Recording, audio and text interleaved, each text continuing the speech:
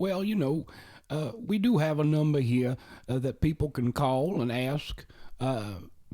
Excuse me. You're excused, Cecil. I'm sorry that Sorry about we that. we both witnessed that.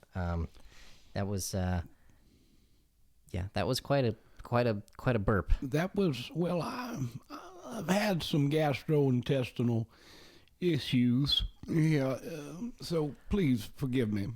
Well, you are forgiven and you're excused, but please stay. You don't have to excuse yourself. I should excuse myself because as the sole producer and host currently, while Chad Bowery is out of town on vacation, Leonard Sanguich have accidentally messed up the YouTube stream. So any YouTubers, you might have missed the first couple minutes, but I think we got it on Twitch. So that's good. But I'm joined by Cecil B. Collins, cryptologist. It's good to see you, Cecil. Thank you for being here. Yes, thank you. As previously stated, it is absolutely my pleasure to be here. It's an honor. Truly, we had such a good conversation last time that I thought it would be very nice to come back, and that has happened, and I feel very blessed by that. And I'm thankful to Chad for having us both come back and talk about this. Is a big issue, and I hope all the listeners out there are having doing the best they can in these trying times. Yes, indeed. And I will warn any listeners that if you're thinking about going to the beach now that you don't have a job or maybe any place to go other than the grocery store, I will caution you to wait until the end of this episode before deciding whether or not you want to go to the beach, because there's a lot of monsters in there. A lot of monsters, a lot of water, a lot of monsters in that water. There's so much we don't know about the ocean. We know more about outer space than we know about the deep blue sea, if you can believe it. Yes. The sea is like the subconscious brain of the world. That's very well put, and there are some dark, shadowy figures down there. If you go digging, you're going to come up with something you did not want to see. And I'm here to talk about some of my experiences on the high seas, and to answer any questions for the callers as well. Well, that's very, very gracious and generous of you. So I recently heard that they just found a new ghost shark out there, the bucktooth ghost shark. Yes, this is true. There's a bucktooth shark. So there's so many different kinds of cryptids in the sea. Truly more than on land, because like I was saying before, there's just so much more to it. There's 3/4 of the earth is made out of water, and all of those figures, all of those entities. Well, I mean, there's a lot of theories on cryptids. So, but those animals, we'll call them that for the sake of time. They all have their different origins and ways of coming about into the ocean, and it is vast. There are many. There's bucktooth sharks. There's rabid-sword dolphins. Lord, there's thorn-scaled mocking seals out there. I mean, some of the most horrifying entities you could imagine, with strange appendages and mandibles and strong jaws and just an absolute killer instinct. Indeed, yeah, they're in there for one reason alone. It's to kill other animals and any prying eyes that have witnessed you kill those animals. Back in '47, when I first joined up in the Navy, we was in the South Pacific, and I saw my first turtle dial. Now that's something that's an animal cryptid from the sea, a sea monster that is part turtle, part crocodile, and it's somewhat like a snapping turtle, but it's also a lot like an alligator or a crocodile, and so it takes you down to the bottom of the sea, and it just just rolls you on there, and then it just lays on you with its shell, and it's some of the most horrifying deaths. And I remember all the sailors was so scared. We was on the deck of the submarine, and we was all just talking and thinking and smoking cigarettes when we were up at surface, And anyway, it was a frightening time, and I've seen 3 since then. But there's so many other just strange animals in the ocean. Wow. Well, we're gonna. You mentioned a number of deaths from the turtle dial. We're gonna have to dive into that in a minute. But I would like to encourage any and all of our callers who would like to talk to Cecil, maybe ask him some questions, or maybe if you have some insight into sea monsters. We're going to open our lines now. You can call into the National Conspirator at 575-322-8733, and you can talk to us. And if you don't get us on the line, you can also leave a message, and we will answer that question hopefully the next week.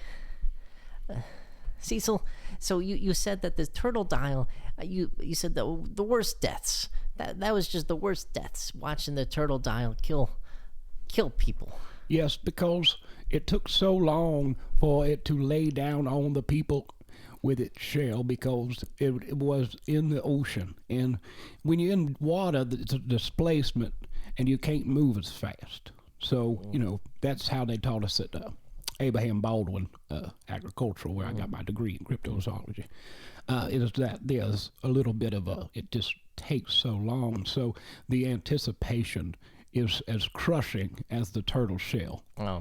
That's awful. It's like dying of lung cancer, or maybe the poverty or something like that. It's something that we all need to think about before we get a taste of. Wow. Well, I'm going to stay out of the South Pacific. Stay away from those turtle dials. Yes, that's where most of the turtle dials are, in the South Pacific. Now, as you go further north, you find the trunco, and it was discovered in October 1924. Now, that's more like, it's less of an animal and more of a mass. It's like it looks kind of like a fish that is crossed with a polar bear, but it just floats. It doesn't really move. It's like an organic sort of amalgamation, almost like a sea pillow. Sort of exactly like a sea pillow that looks like a giant polar bear, like one of the Coca-Cola bears. Yeah, the interesting fact about the Coca-Cola bear is that they have never paid that bear a single dime, and its family has been in a long-standing lawsuit against the company to try to recuperate some of that money. Copyright is a headache, folks. Especially if you're a bear and you don't have a social security number, it gets very tough. Mm-hmm. But the sea pillow, what was the name? I'm sorry. Yes, yes. So the trunco. The trunco sea pillow. Now, do other animals maybe use that animal as a sea pillow as such? Well, there are certain tales of the sea where certain animals have been known to lay upon the sea pillow, also known as the trunco, but it's actually more likely that they would hide inside of the trunco, some of the smaller animals, depending on their softness. Now, there's also, like there might be some dark clams in there, like the predator clam that might sneak in there. They'll go inside of the trunco for softness. Inside of the ant, they're so hard. Their shells are so hard. How do they get inside of the? Well, they have to very, very swiftly and smoothly unzip the sea pillow.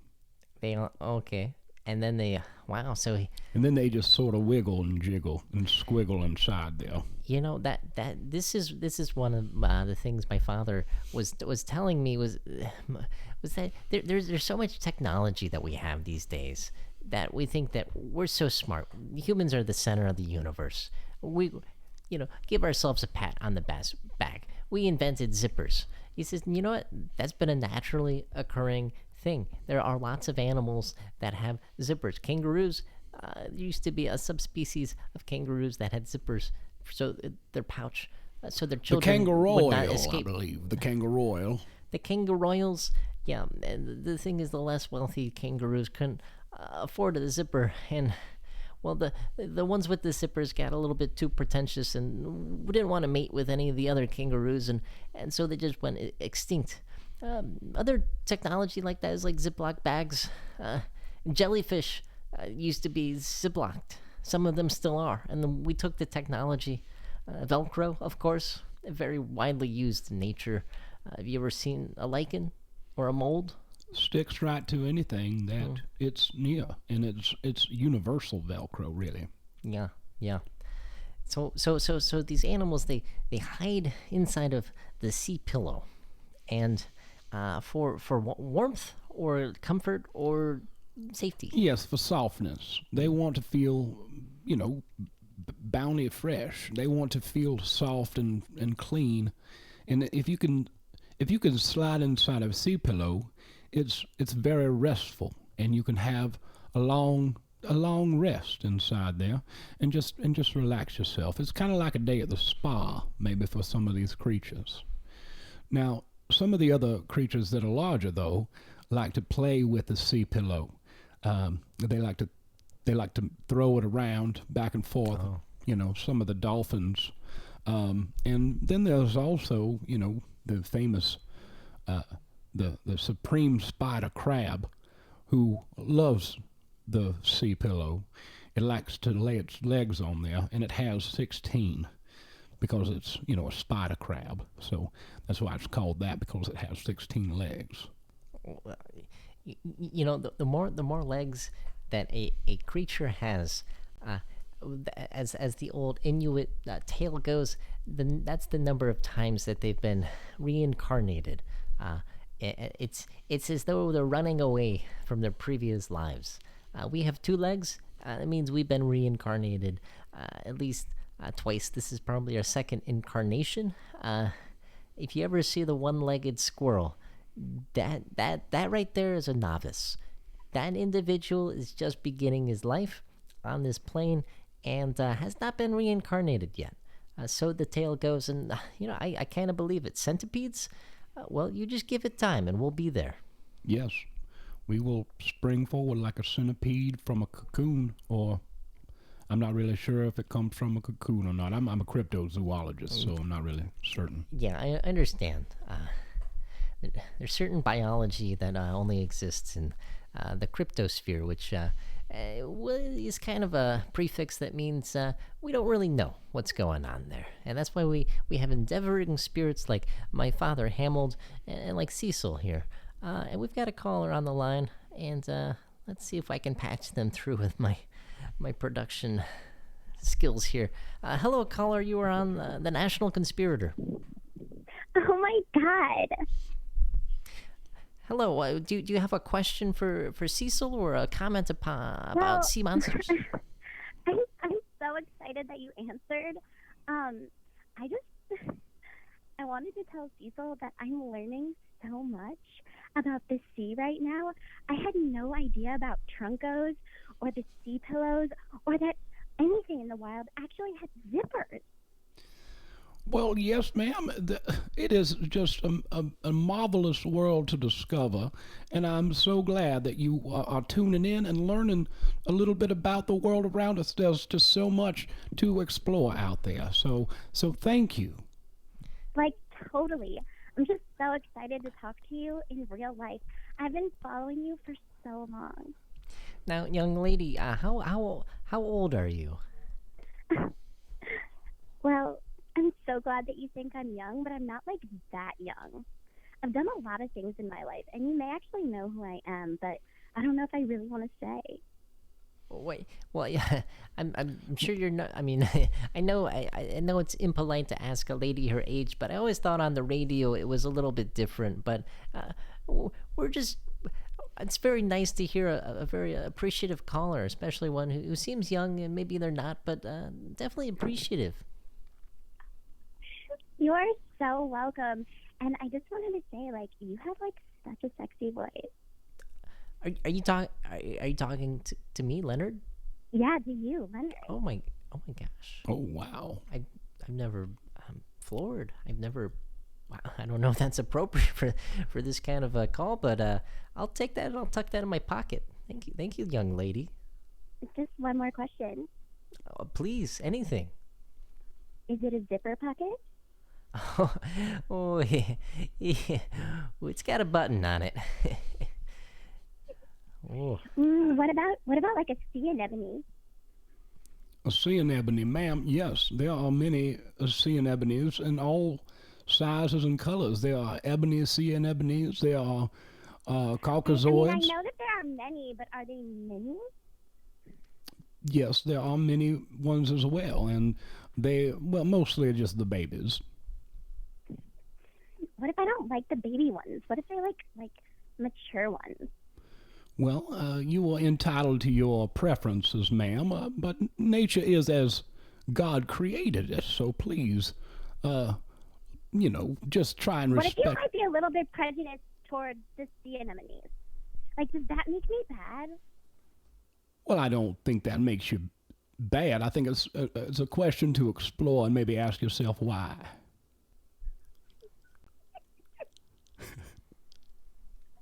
Thank you so much for the call, ma'am. Yeah, And I believe, were you on one of those new websites when I came in here? Was it Twitch, where the ladies were just talking or something? It just seemed like they was just talking about the. No, I am way more famous than that, and I'm actually a little bit offended that you don't know who I am. Oh. Well, I do apologize. I don't mean any offense by it.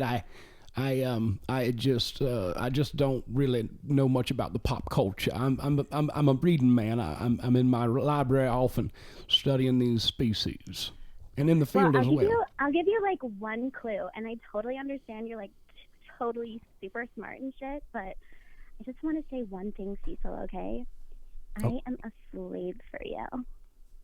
Oh my goodness. It's my nephew, Britney Spears. Hello. It is. My niece. I'm sorry, I'm getting old. Wow. How's Louisiana? I was a little bit offended that you called me your nephew, but I mean, I'll take it too. I'm sorry, they got these big old crazy headphone can things on my head. I don't really know what's going on, Brittany. I'm sorry, did you say that you have cans? Yes, they're like cans on my head. It feels like. It's the audio technology that we have in the studio. I'm learning so much about productions. I guess I don't really know that much about audio technology. Well, that's why we leave it to the professionals.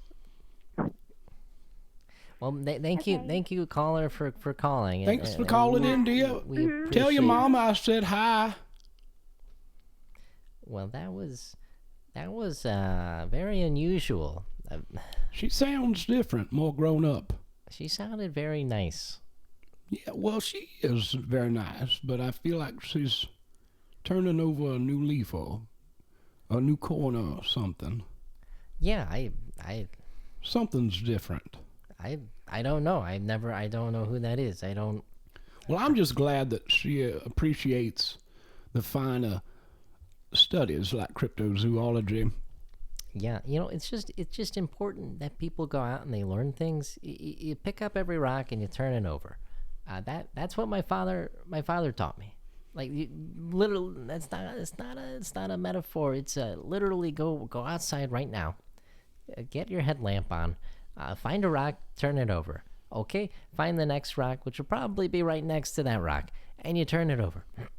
And you go to the next rock and you turn, and you do this enough, and then your whole backyard is exposed, and you look under there and you see What's under there? More rocks. There's more rocks under there. And this continues.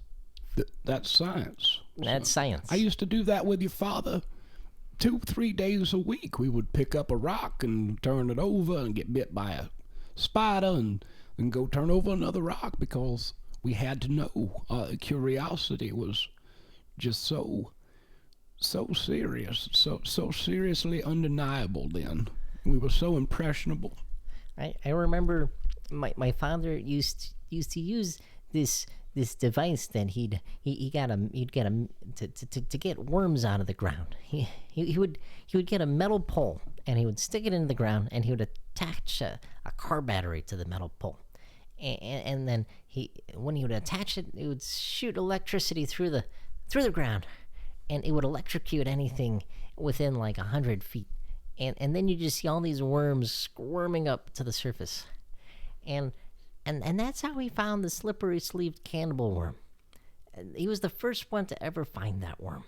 And once he found that worm, it revolutionized our understanding of the ethical structures of animals, because he realized even worms can be total jerks. And they can trick and deceive their spouses into eating them. They marry young. They're monogamous, and they raise children together. And then the slippery sleeve cannibal worm will eat the mother of the young, while they're home. And let me tell you, you don't need to. There's heartbreak in the animal world too, and that just breaks my heart. Nature's very cruel, and you know it's sad how complicated that is. You was just explaining, but you know it is very complicated and deep. But nature's a cold bitch. It's a bitch. Yeah. That's the word that I've heard. Yes, completely indifferent. You know. And that's what you find in the sea. You find the cruelty of nature. You find the most daunting creatures that have the body of a wombat and the gills of a shark and the tentacles of a squid and the antlers of a deer. And these types of animals rule the sea in the depths. And nobody even talks about them, and they don't show these types of animals on the Discovery Channel. But these are the spirits that jump worlds in the ocean.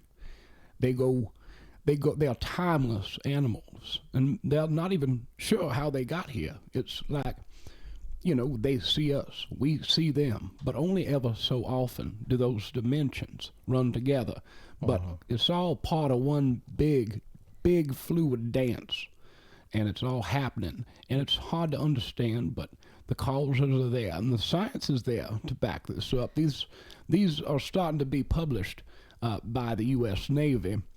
There was many secret projects exploring these sea creatures back in the 50s and 60s, along with MK Ultra, while they were, you know, just putting people on acid and testing them. They was also taking people and putting them in submarines and just shoving them down as deep as they could go into the dark blue sea.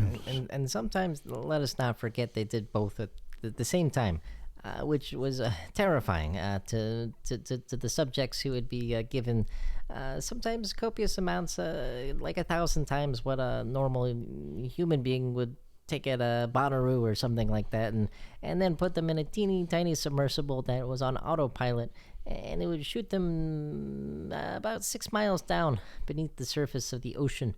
And I just remember reading reports about this. It was on there. They would show the oxygen gauge too, and it would just they would start them with half of the oxygen tank, and they would shoot them down there, and it lasted like 6 hours or something. And by the time they were coming up, they were almost out of oxygen.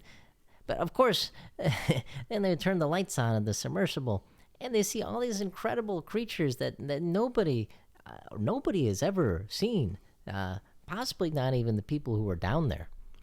Yes, and they would send people down very dangerously into caves, and they would see all types of different animals and then have to report on that. write reports, which might have been the hardest part. Yeah. After going through something that traumatic, having to write about it, being forced to regurgitate all the information. Imagine seeing a corroborate down in a cave somewhere.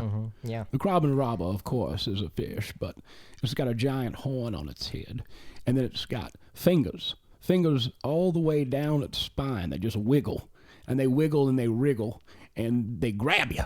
They're very snatchy. They're snatch and grabs.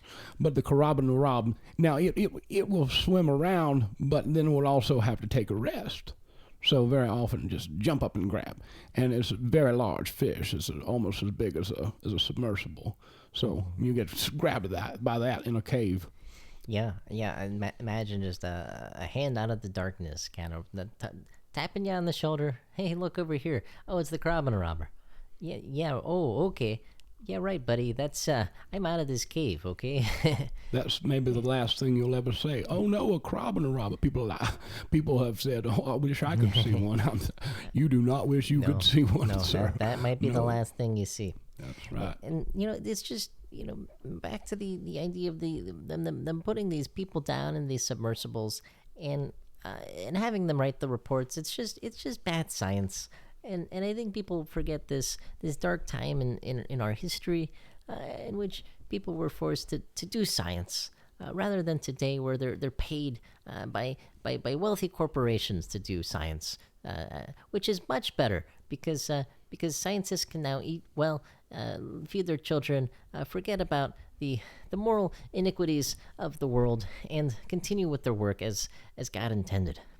And one of the things that was one of the darker Mars on this whole period was when they were testing out deep sea suits, and nobody really talks about the tests of deep sea suits because they didn't realize how pressure worked. Really, they understood that there was different pressures, but they figured it kind of balanced out once you got deep enough. It was just water. It felt like it pushed outward, maybe, but not so much downward, and. Yes, we did study more than just displacement, which I did mention at the top of the show. There's also the weight of water as you go down. And when they first started trying to throw people down there, so many people's heads exploded. They just exploded underneath the water. Well, they get crushed like cans. They basically, it's like a TV set from the 1980s. And it implodes and then explodes. Yeah. It's a double duo process. And it's one of the more horrifying things I've ever witnessed. But I do remember seeing tape in the Navy. And basically, before they had those chainy things that they wear, that they basically just used old knights' armor and would just send people down with old knights' armor and a garden hose. Yeah. And that was the beginnings of scuba diving. Yeah. Back in the 50s, and it was very dangerous. But there was many sailors, very very many brave and courageous men who lost their lives exploring the ability for us to be able to study cryptozoology, marine cryptozoology, or sea monsters. Yeah, we're very thankful for their bravery and their sacrifice, whether they had meant to do it or not. It's still appreciated, and we learned a lot. It takes, you can't make an omelet without cracking some eggs. And that's what the communists say. You can't explore underwater without crushing some heads in due to the extreme pressures of deep sea diving, and but on the other side of things, and this is what really gets me is so the deep sea creatures, which the deeper you go, the uglier they get, without a doubt, because it doesn't matter. It's not a beauty contest. The less you can see, the less pretty you got to be. Okay. Yes, it's amazing how much sunlight and good looks have in common. Yeah. You see someone who is very rich and is in the sun a lot, and they are very often very beautiful. But the deeper you go into the depths of the ocean, exploring these naughty, strange, exotic, beautiful, mystical creatures, I say they're cruel, but they don't know they are cruel. They are just as they are, as God made these creatures. Right. They're coming between the worlds, through dimensions, and into water, and are part of what always was and will always be. So I don't mean to hold these creatures in contempt or say anything negative about them or make them dark figures. Because you have Just a because you squid live in the head, dark doesn't mean you're bad. You're just ugly. you just haven't had exposure to the sun yet. Perhaps you have a strange shaped head, like the Pope's hat, and you have a sledgehammer neck, and piercing mandibles and fingernails for eyelids. But that doesn't mean that you're not beautiful.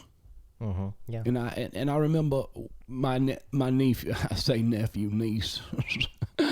Oh boy, I'm getting old. Mm-hmm. But I remember my niece when Christina Aguilera put out that song about being beautiful, how upset she was. So I'll never forget that song. But I did like it. Yeah. I'm sorry, Brittany. Well, yeah. I get. Sometimes. Sometimes our competition is stiff, and we have to give them our dues and pay them our respects. Now, one of these ugly fuglies down in the deep, the exploding plesiosaur. It kind of looks like a lake plesiosaur, but a little bit uglier. That still got a long neck, stubby legs. Almost looks like an inner tube sprouted some legs and a giraffe's head on it.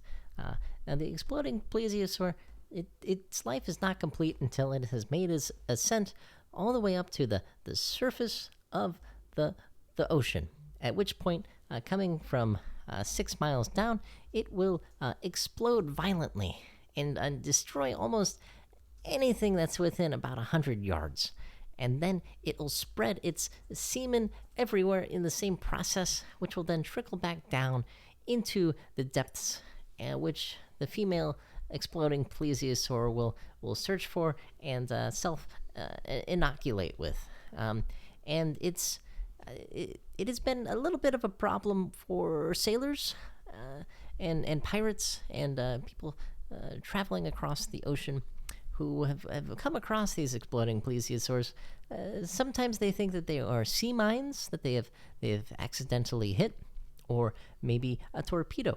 Some speculate that World War I, the U.S. actually got into the war based on an exploding plesiosaur that sank the Lufthansa. But or was it the Lusitania? I get my airlines and my historical ships mixed up sometimes. They expect maybe it was now an exploding plesiosaur. Yes. Even some theorists even go so far as to think maybe the Titanic was an exploding plesiosaur. Yes, the plesiosaur, clearly, definitely, without a doubt, the most annoying of all the sea creatures, is always trying to please everything it can. It's constantly annoying and nagging. It looks like it doesn't really have much of a neck, kind of like that guy from the 90-Day Fiancé without a neck. I think they call him Big Ed or something like that. But they are such a strange creature, because once they have been turned down ever so many times and their confidence is destroyed, they just explode and shatter into a million pieces underwater, and there's blood and sharks show up, and it's a very strange scene.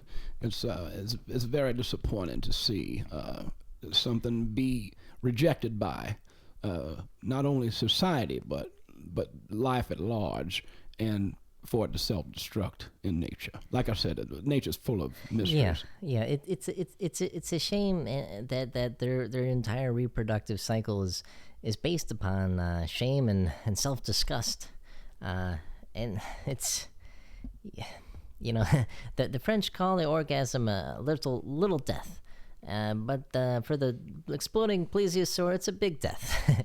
It's a big explosion. And it's I apparently the reason why they are driven to do it is because it is very pleasurable. Yes, it is rumored to be very pleasurable at the end. It's like waiting and waiting and waiting and waiting to explode or waiting to exhale. Yep.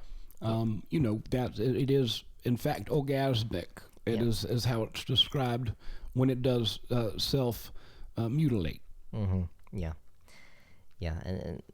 And the more that they learn about these deep sea fuglies, the more compassionate that I feel for humanity.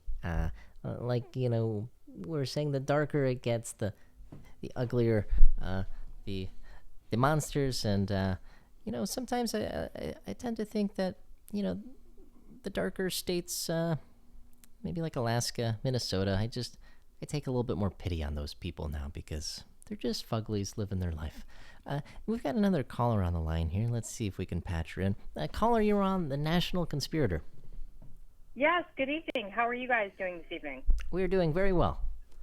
Thank you. Great. I'm so glad to hear that. I just have one question that I really want to bring to the forefront, and excuse me if I'm late to the game. My ham radio just kicked in, so I'm just now picking up what you guys are putting down. But have we discussed narwhals at this point yet? Because I'm fairly certain that narwhals are the CIA's operatives creating rhinoceros and otter mixes that can spy on us at any time they want to up in the Nordic region. Mm-hmm. Yes. It haunts my dreams. Mm-hmm. Yeah, Cecil, would you like to weigh in on that? Now, I've heard a lot of people a lot of people thinking that a lot of these cryptids are because they're so ugly and so strange that maybe they were engineered by man or even God for that matter. What is your take on this, Cecil? Well, it is possible that some of these creatures were created in a lab somewhere beneath the Area 51 headquarters in Nevada. That is rumored to be very true. And for those who don't know, a narwhal is a whale with a big tail, as well as a very large unicorn horn, which is what a narwhal is. It is a sea creature similar to a unicorn, but the whale version. And well, it is rumored to be that some of these animals can spy and are used in. Well, the narwhal, in fact, was used in World War II as well as Korea and Vietnam in the Gulf of Tonkin to be basically a distraction for all the people who were fighting. And basically, it was a false flag, meaning that the United States had fired upon themselves on the vessel that Jim Morrison's daddy was on. I forget the name of the boat, but it was a narwhal, in fact, and not a torpedo. That way, they could claim that they were fired upon without any damage, actually, that way they could call Geico and get all the insurance money back. Well, I got to tell you, based on my research, and again, I'm only a novice here, but the narwhals hang flags from the front of their horns. Is that not correct? To let every country know what spying or perhaps even friendly fire is happening. Yes, they are supposed to identify themselves due to several regulations, i.e. SDWT 247, which was a document that was passed many decades ago. They are supposed to show their national loyalty, but there are double agent narwhals in the sea, and they are spying. It is an information age. Is that something that we should let people know, or should the narwhals only know that they are the double super secret agents? Well, I believe in full disclosure and in democratic reservoir of knowledge to draw from. So I think I'm happy to share. I didn't know exactly what Leonard or the listeners wanted from me here tonight, but I just want to try to provide anything I can. And I hear a large helicopter flying over the house. Well, yeah, I wouldn't worry about that too much. We're in a direct flight path here. Okay. Of Well, helicopters. I certainly appreciate it. Thank you so much. Thank you, caller. Well, we appreciate that call. Thank you. Wow, some very informed, educated callers we have calling in today, and I appreciate that. I appreciate people asking the tough questions, and I respect what Chad does here, and what Markuchius had started in this project of the National Conspirator. And there's just a lot of darkness out there. There's a lot of fugly in that darkness, and that fugly is sometimes true. And we just need to grab that truth, and we need to pull it out and make it a little bit more beautiful. Yeah, if we shine a light on it and continue to shine a light on it, the less ugly it gets. Yeah, well, depending on what it is, sometimes the more ugly it gets, because some of these, the rusted mud cake, you don't want to see that guy out in public. Oh, no, you don't want to see no rusted mud cake anywhere. I can't even imagine having to hold your kids with your hands over their eyes so they don't scream in agony and pain. I mean, you'll never get that image out of your mind. I mean, that's not something you need to see until much later in life, when you can actually process it and understand what it is. Indeed. So this caller had asked about some kind of government interference with the biozoological world, and this brings me into this next question that I have for you, Mr. Collins. Is hang on one sec. I've got another caller calling in here. Let's see if we can patch them in, and I'll return to my question for you. Caller, you are on the air. Hi, this is Edie from Luna Pier, Michigan. I've got a question. I need to give you a little background first before I ask it. But go ahead, ma'am. Yes, please. So we're talking about cryptids in the water, correct? Is that correct? Yes, ma'am. Okay, so I moved to Michigan a few years ago, me and my pappy, and we were fishing on the side of Lake Erie, off the Luna Pier, and we saw the South Bay Bessie. Cecil, we've got a caller on. Wake up. I'm sorry. I apologize.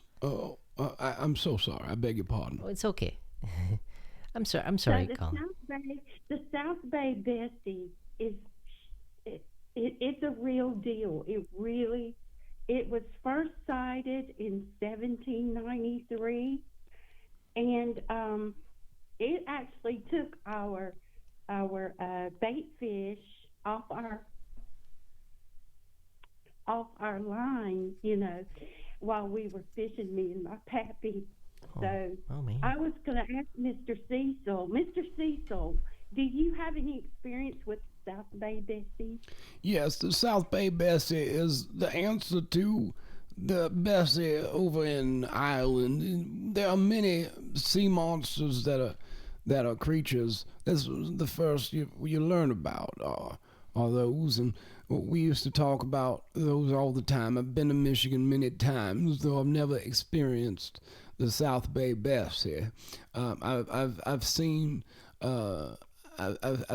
Bostonian Bartholomew on the Atlantic coast, which is a similar creature, but still not quite as territorial as the South Bay Bessie. But South Bay Bessie is a very well known cryptozoologist, marine cryptozoologist. Study research. My blood sugar is crashing. You just need a nap, Cecil. Is it possible that South Bay Bessie was really first a saltwater monster and got trapped in the landmass during Pangea, or is that a possibility? It's very likely. It's more than a possibility. Any of the scientists that are speculating on this, they are all that is the pervasive theory. There's lots of conjecture, but that seems to be largely agreed upon. So as far as the research goes, it's been verified and corroborated by many very smart people. Do you have another question for us? Hello? Well, okay, I think that caller, I think they may have accidentally dropped the call. But I think he answered the question though. I want to be sure that I did answer the question, in fact, and did not fall asleep again. I'm so embarrassed. I apologize, Leonard.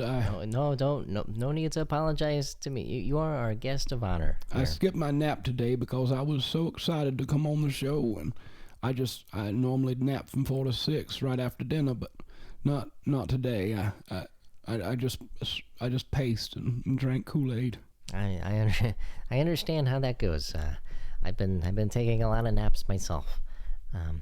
So the question that I was going to ask you about was the government experiments with curing cancer on lobsters up the Atlantic coast, and my understanding from my father was that they had cured cancer in lobsters by stopping their cells. When cells reproduce, their chromosomes have to reproduce as well. And the very ends of the chromosomes, the telomeres, will come off sometimes as they kind of fray like the ends of thread. And the more that you use them, and the more that you use them and reproduce, the shorter that the telomeres get. The telomeres fall off, and the shorter the chromosome gets, and then the more corrupt the information is, and eventually you might get a cancerous cell that might mutate out of something like that. And so what happened was they stopped the telomeres from coming off on these lobsters. But the thing is that the telomeres is also what creates aging in people and animals. And so these lobsters just started living forever. And then you had just a ton of lobsters up there. And well, I mean, the lobster industry boomed. It was, well, it did and it didn't, because, once there's supply and demand, once everybody can have a lobster, well, what are you going to charge them for? Certainly, and perhaps I can shine a light on this because one of my mentors was involved in these experiments.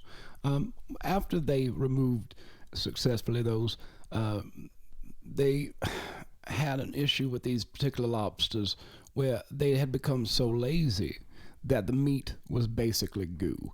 They started calling these lobsters the flying corpse lobster. They become so lazy because they live forever that they just didn't move anymore. Basically just flopping around in the ocean and not really floating up to the top, but they would catch them in the nets and they would pull them under the ships and they would just lay there and they wouldn't care. And then they would crack open the lobsters and it would just spill out like jello. Yeah. And you can't cook that. Yeah, that's wow. That's and to think, that I mean, I guess they live forever through all natural causes, but once you crack them open, they don't live forever anymore. No, they had to completely re-engineer the Northeast Bay up there near Boston and up there, the Northeast area, basically all that. Wow. When the U.S. government went in there and they exploded a few nuclear weapons and killed everything off and harvested it all. Took that to a place in Illinois, right outside of Chicago, and that's where a lot of things have been seen. Some strange things with the nuclear waste there. But anyway, I don't want to go down that road. I just wanted to talk a little bit about what they call the flying corpse lobsters. That whole story. Well, I mean, There are a lot of cryptids out there that we suspect have been created from nuclear radiation. There's the a lot. Chernobyl has been a hot spot for bats with 8 wings, and deer with 6 testicles. Sometimes it's a one-off thing, but other times it seems to be a pattern, and maybe even like a new species of animal that it's emerging from radiation. And Yes, and it's never been more true than in the ocean. When the governments want to test nuclear weapons, or when they want to get rid of a species that's in the deep sea, they just drop a nuclear weapon in there. So there's so much more radiation in the ocean than you really or I could even know. It's like a barren wasteland of radiation, and that's created new species by the day. So some of these cryptids are real cryptids in the cryptid sense. Some of them are, in fact, spies for governments, like the narwhal. And some of them are just radiated, generated, reconstituted animal fiber. So it's just strange. Some of these systems are coming together, like you might get a sea pillow and a tiger eel and a wonderfish who sort of just come together and amalgamate. And as soon as that nuclear bomb goes off, they just stick together, and they're stuck forever. And creating a new species with strange radiation and new mutations. And so this is an ongoing study, and it will be for a very long time, because like I said at the top of the episode, we have discovered more. We have been more in outer space than we have in the ocean. We have so much still to discover in the salt world. indeed, we have another caller here on the air. Caller, you are on the National Conspirator. Well, hi, this is Professor Know-It-All. And earlier I heard you two discussing the life span of lobsters.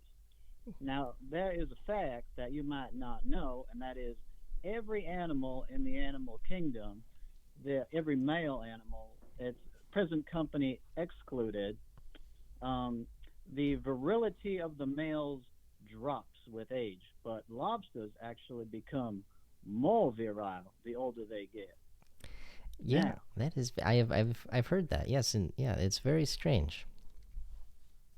yeah, I was wondering if you were privy to any studies as to like how we could harness this power of the magical lobster and take this and weaponize it to make our men much more virile than those that you would find in our opposing countries, and we could outbreed them. Yeah, well, I think it's an honorable goal and tool, but I don't know that I align with your end purpose for these opposing countries. I don't think we're going to beat anybody through being sexier than they are. But Cecil had talked about the flying corpse lobster goo and how disgusting it is. But these are the oldest sea creatures that we readily eat. Some of the oldest creatures in the world, and that goo in there. Well, there's I don't want to say what that goo is, but if you drink and eat that goo, it is extremely. It will make you very, very fertile. My father had one gulp of that goo. I have 16 brothers and sisters. I'll just say that.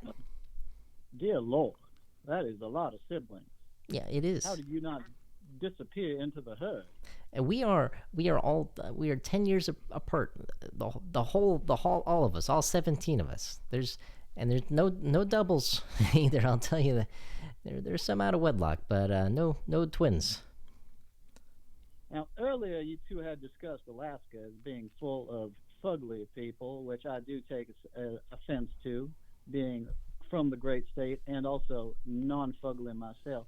But I would like to inform you about the HAARP project up there, which was an actual government project designed to control the weather.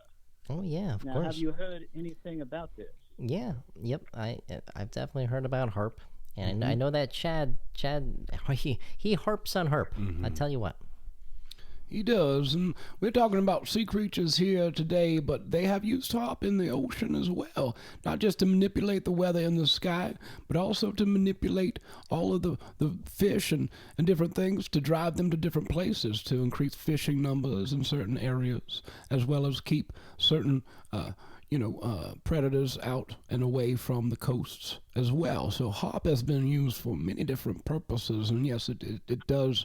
It is up there in Alaska, and it has been responsible for some of these weather changes as well.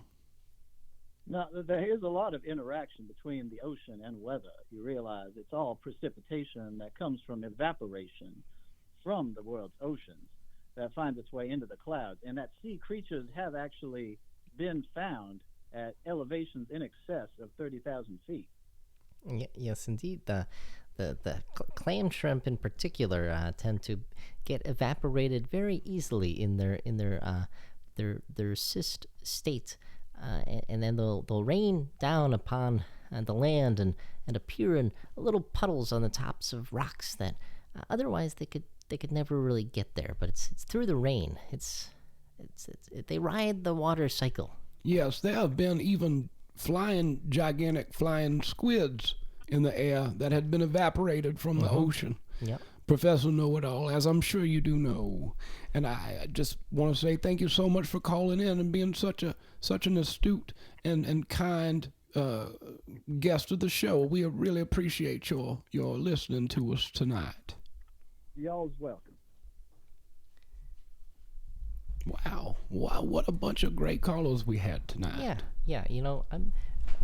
It makes me feel good.